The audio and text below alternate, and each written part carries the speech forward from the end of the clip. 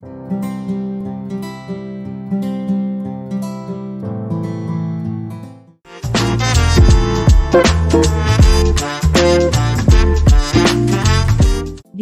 Seni Rupa Tradisi, oleh C.H. Dwi Anugrah.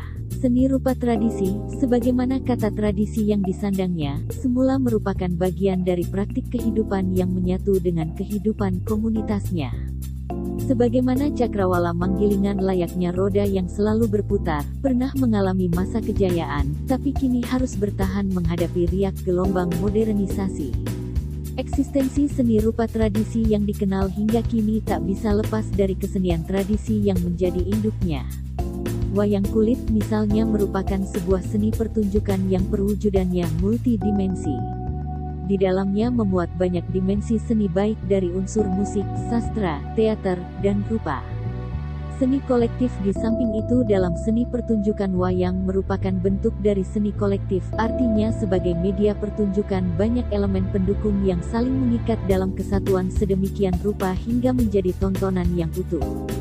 Elemen visual di dalam wayang kulit mempunyai nilai estetika tertentu lewat tampilan bentuk, teknik, serta pewarnaan. Sebagai bentuk pertunjukan maupun sebagai bagian dari seni rupa, wayang kulit bagi masyarakat pendukungnya tetap memiliki makna tersendiri. Makna tersebut antara lain dapat tersembunyi dalam simbol penokohannya. Bahkan dalam perkembangan selanjutnya, tema cerita juga menjadi pilihan bagi pelaku seni rupa. Dalam perkembangan seni rupa tradisi juga dikenal adanya lukisan kaca yang sebarannya meluas ke berbagai daerah. Lukisan kaca merupakan suatu karya seni rupa yang menggunakan media kaca. Secara konvensional, yang harus dipersiapkan dalam melukis kaca, selain kaca bening, adalah pola, yakni kerangka gambar yang berwujud garis. Pola ini biasanya digambarkan pada kertas transparan. Pola ditempatkan di bawah kaca, untuk kemudian dibuat garis sesuai pola dengan menggunakan pen atau rapido. Pembuatan ini secara garis adalah membuat objek paling depan lebih dulu, disusul objek-objek di belakangnya dan terakhir membuat background. Lukisan kaca ini tumbuh dan berkembang pada akhir abad ke-19 sampai abad ke-20. Sentra-sentra lukisan ini bermunculan dengan suburnya bak jamur di musim hujan.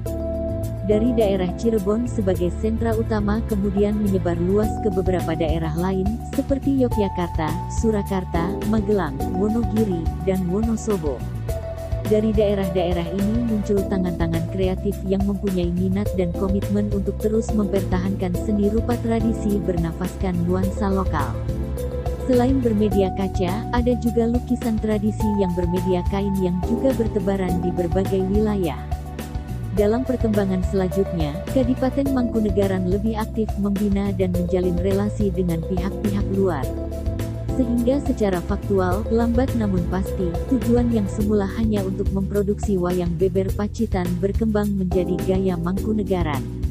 Wayang beber dengan gaya Mangkunegaran ini berkembang luas ke masyarakat. Hermin Istiariningsih, salah satu seniman seni rupa tradisi, banyak mendapatkan beberapa pola pokok gaya Mangkunegaran yang dikenal sangat luwes dan tidak kaku. Majalah Gong, nomor 73 tahun 2005. Diperlukan kepedulian. Kini seni rupa tradisi mungkin telah melewati masa jayanya. Kegemaran padanya, seperti pada lukisan kaca, kebanyakan lukisan-lukisan lama hanya dianggap sebagai barang antik. Dulu lukisan kaca fungsinya bagi masyarakat Jawa adalah untuk menghiasi rumah sebagai tanda status sosial dan sebagainya, kini hanya sekadar hiasan yang konsumennya sangat terbatas. Hal itu dikarenakan masyarakat lebih cenderung pada seni populer. Salah satu faktor ekonomi, barangkali menjadi acuan kuat bagi eksistensi kehidupan kesenian tradisi di berbagai wilayah negeri ini. Termasuk kehidupan seni rupa tradisi. Mereka hidup dan berkembang seiring pasang surutnya keberadaan ekonomi pada era tertentu.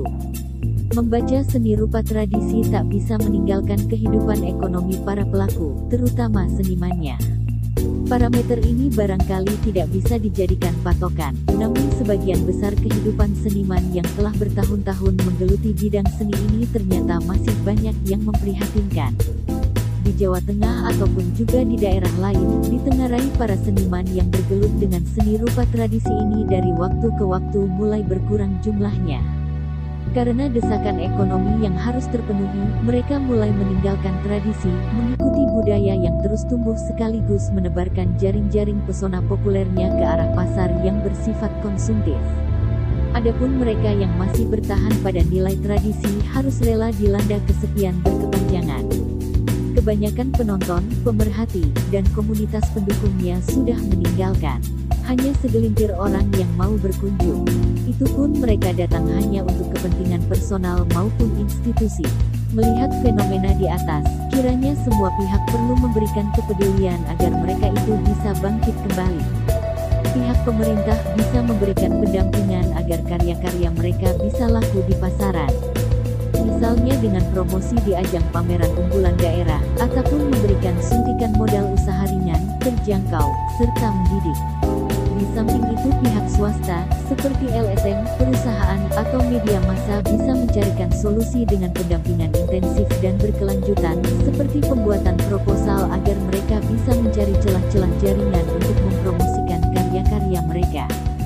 Dengan kepedulian dalam aksi konkret tersebut, sudah merupakan kontribusi berharga yang tidak bisa diukur dengan nilai apapun. Paling tidak dapat memberikan penghiburan dan jalan keluar agar para seniman tradisi tidak terus mengalami kesepian karena memegang prinsip wuri-wuri, melestarikan seni tradisi. Penulis adalah Ketua Sanggar Seni Ganggadata Jogonegoro, Mertoyudan, Kabupaten Magelang.